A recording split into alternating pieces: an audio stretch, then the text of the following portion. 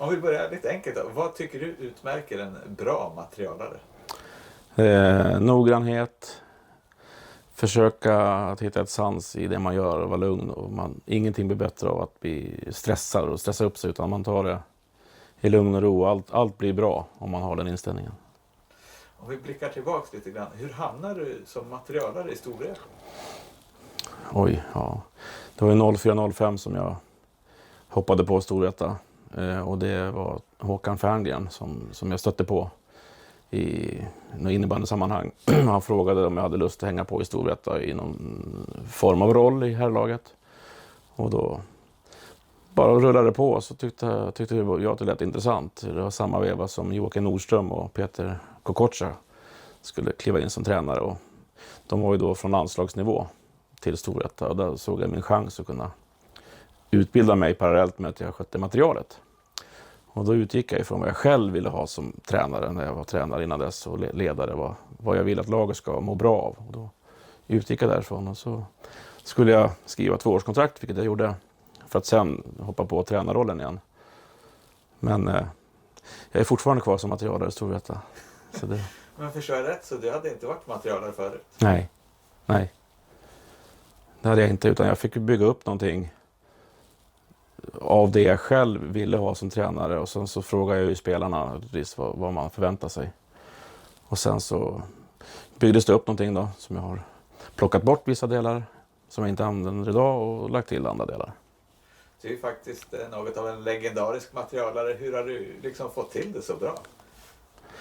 Jag tror att alltså ordning och reda och disciplinerad i allt jag gör har nog gjort att jag har kommit så här långt. Sen har vet jag att jag skämmer bort spelarna. I början där så tyckte man att oj, det här är ju riktigt bra och proffsigt. Och då sa jag att någon gång i mitt liv så vill jag ha ett SM-guld. Och det ska vi ha här i Storvreta. Och då tänkte jag för mig själv att ingen ska kunna skylla på någonting annat än att vi kanske torskar en final på att vi inte sportsligt räckte, men ingenting annat ska vara liksom någonting att skylla på, utan allt ska finnas. Du lägger väldigt mycket tid på innebandyn, både då Storvreta och landslaget. Kan du berätta lite hur du hamnade där? Och hur ja, just det. Landslaget där, det blev 09. April 09 så slutade Thomas Fransson som var innan mig. Och han var ju då i AIK. Och vissa materialare har man mer kontakt med, andra mindre. Men Thomas fick jag en bra kontakt med. Och han ringde mig faktiskt en fredagkväll. Och sa då att han skulle hoppa av landslaget. Och tyckte att jag skulle söka den och han skulle stå för referens. Men just då när han ringde då kände jag att nej, men Storvreta, det är perfekt för mig, det räcker. Men sen åkte jag hem, och jag var på innebandyträning då på fredagen. Åkte hem och talade om det för familjen. Och de tyckte ju absolut att jag skulle i alla fall söka. Och då var det dåvarande lagledaren i Storvreta, Bengt Adolfsson, som jag hade bra kontakt med. Och ringde honom då under helgen och frågade om han och jag kunde sätta oss ner och skriva ihop ett litet CV. Och det gjorde vi. Och sen så hörde de av sig från förbundet då. Och då var det ju Kent Göransson som var förbundskapten.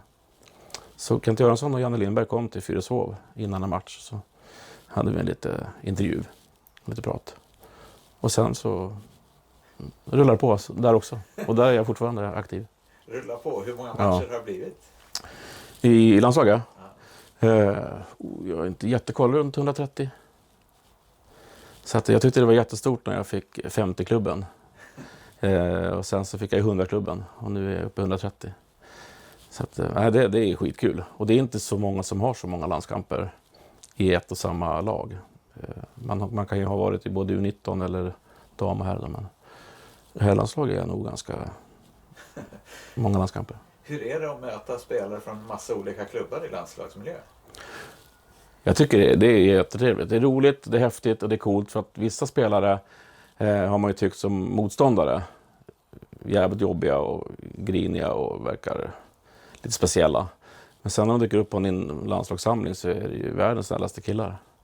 Så att, nej, jag tycker att det är bra, men man får ändå ha en distans när man är Storvreta, om man kommer till en borta match eller om man möter några hemma. Då, att man morsar och sen räcker liksom. Och sen efter matchen kanske man, beroende på hur situationen är, då, prata lite mer. Men annars, jag tycker det är skitkul. Man får ett otroligt kontaktnät. Och du valde att fortsätta med de nya förbundskaptenerna. Vad gjorde att du valde att fortsätta? Det var ju Kent som jag hoppade på från början, 04-05 där. Sen blev det Janne Vara efter det. Och det var nere i Malmö så stod vi vid frukosten samtidigt, Janne och jag. Han stod mitt emot mig vid buffébordet där när vi plockade mat, och då frågade han bara rätt upp och ner: du kör väl vidare? Jag vill ha det kvar. Och då kände jag absolut, det gör jag. Vi kör. Och sen så körde jag med Janne. Och sen så blev det ju Micke Hill. Och där var det samma sak. Jocke Lindström och Micke Hill hörde av sig och frågade om jag kände för att fortsätta. Och det gjorde jag ju naturligtvis. Jag tycker fortfarande att det är skitkul. Och nu blev det ju ytterligare skifte då med Nordén och Brottman då. Brolle har jag ju en säsong med i Storvreta, så honom har jag ju haft att göra med en säsong och trivdes jättebra med honom. Nordén har jag ju bara haft att göra med som motståndarledare. Men han hörde också av sig och frågade om jag tänkte om jag kunde fortsätta. Så att, men det tyder väl på någonting att man får hela tiden förlänga kontraktet. Vilka målsättningar har du med landslaget? Det är absolut att ta tillbaka VM-guldet. Såklart. Och det ska vi göra. Snyggt. Hur ser din vardag ut som materialare i Storvreta? Alltså vardagen då i Storvreta, den börjar ju då vid 3:30. Och sen så förbereder jag allt som har med träningen att göra. Det är ju allt från bollar, koner, västar, steppstegar och gummiband och vatten och sjukvård och alltihopa som ska upp eller in i hallen då. Och sen så har jag ju då mitt lilla extra som har gjort att jag är kvar i Storvreta och landslaget. Det är ju min lilla buffé då med lite frukt och russin, dexter, choklad, kaffe, saft, Resorb, ja, och så vidare. Och hur är det på träningen alltså? En hemmaträning i hallen då tar ungefär 3 timmar. Träningen är ju 1,5 timme, så tar det lite förspel, förberedelser och sen så träning och sen plocka ihop allting efteråt. Så 3,5 timmar tar en träning. Under vissa perioder har du ju varit själv, men nu har du Roger med dig. Hur är det? Det var väl det som gjorde att jag fick en ny tändning och en liten kick. Dels är det roligare att vara 2, naturligtvis. Och allt är ju dubbelt så lätt. Och vi har delat upp oss, och jag känner ju Roger som barndomskompis och samma skola, grundskola och mellanstadie och allt vad det är. Så att jag visste vad jag hade honom. Men han hängde ju med på det var bara en slump. Jag skulle åka till Helsingborg själv i bil kvällen. Nattkörning hem, och det fick jag absolut inte göra själv, tyckte man från Storvreta, vilket är bra. Det ska man inte göra heller. Så då tänkte jag, vem hänger med en sträckresa till Helsingborg och spelar en match och så drar hem? Det är inte så lätt att få tag i någon. Men då kom jag på, jag ringer Roger, han hänger på. Så men jag kan ju ingenting om det där är inte min grej. Nej, men det kan bli så, häng med nu. Och sagt och gjort, så han hängde på. Och sen hängde han med mig lite grann även den säsongen. Jag tror det var 16. Hängde med de matcherna som Uffe Karlsson inte hängde med på, som var min hjälpreda då, som är nu i Hagunda, och U19 herrlandslaget som jag fixade till honom. Och sen så hoppade Uffe av och gick tillbaka till Hagunda, och då frågade jag Roger, är du sugen att hänga på riktigt? Och det gjorde han ju, och det är jättebra. Det är suveränt. Och nu också i landslaget? Yes. Jag hade ju tänkt, nu kommer många skratta åt det här, men jag har ju sagt att jag ska sluta några gånger.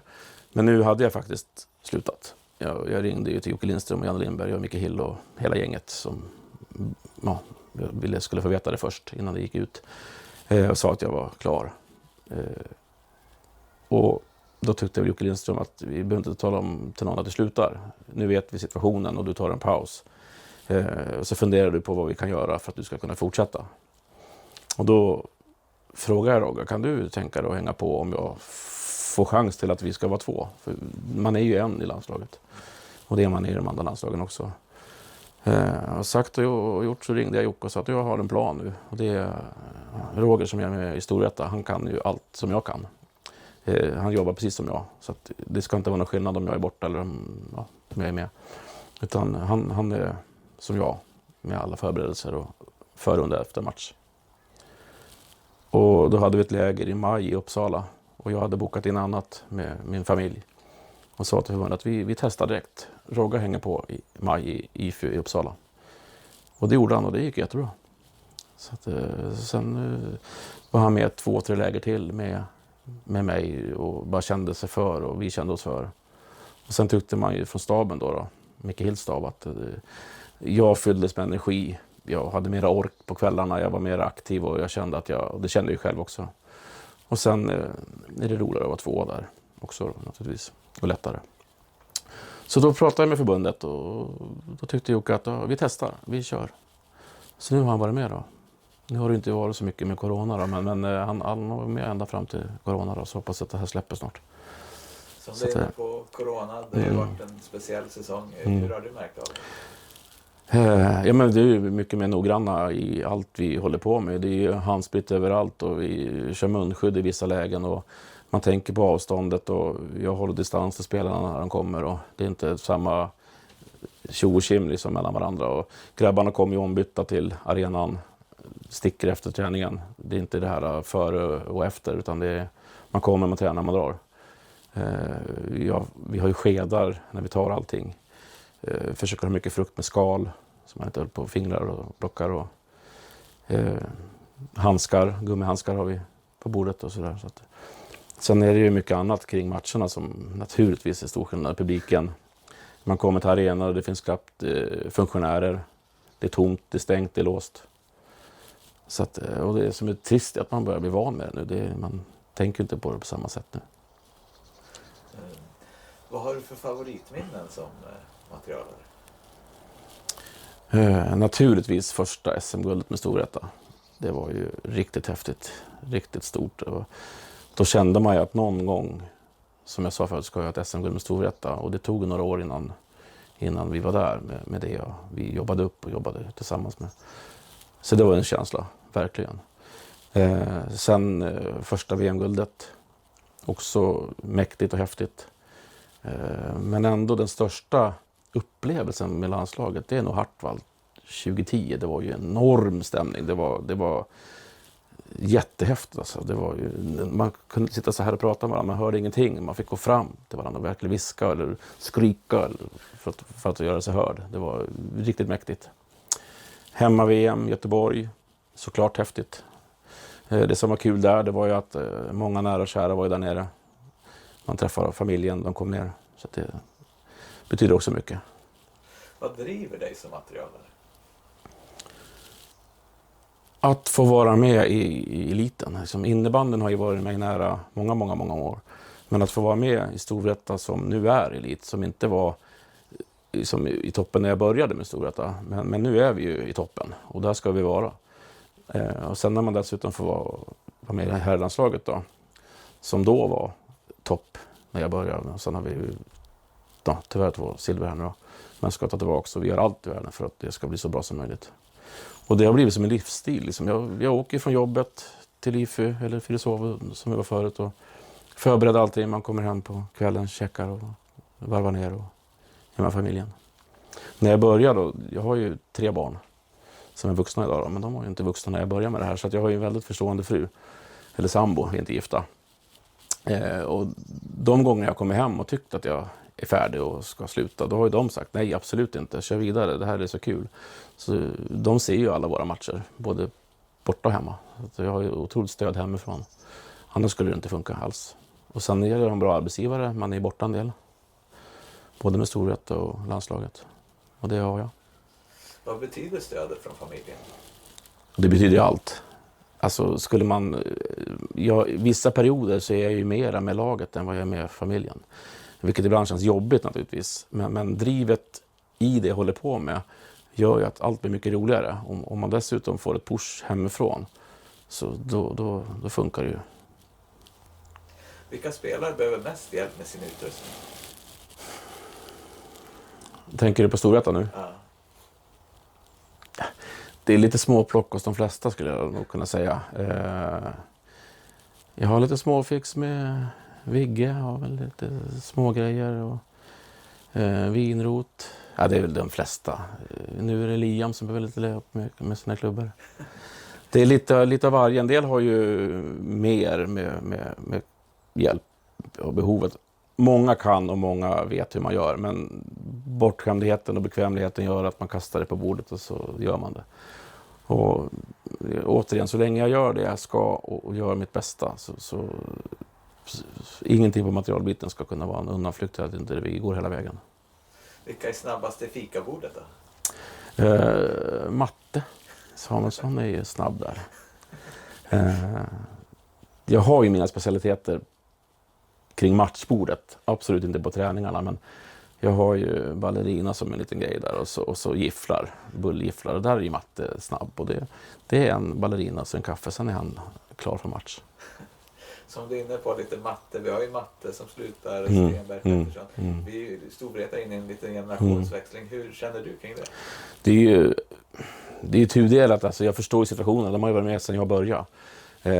Och det sliter ju, det är ju elit, de tränar ju jämt. De är ju otroligt, vad ska man säga, vältränade, och Matte som har 3 barn och få ihop det här pusslet, och Stenberg har barn nu, och det kräver mycket. Jättemycket. Det är mycket kring innebandyn som man försummar ju mycket hemifrån. Så att det kommer bli ett jättetomrum. De har ju varit med. Det är en av mig. De där grabbarna. Men det är bara att acceptera. De har tagit beslutet och de gör det. Jag har tagit beslutet några gånger och jag har inte gjort det än. Men ser du något slut som material där?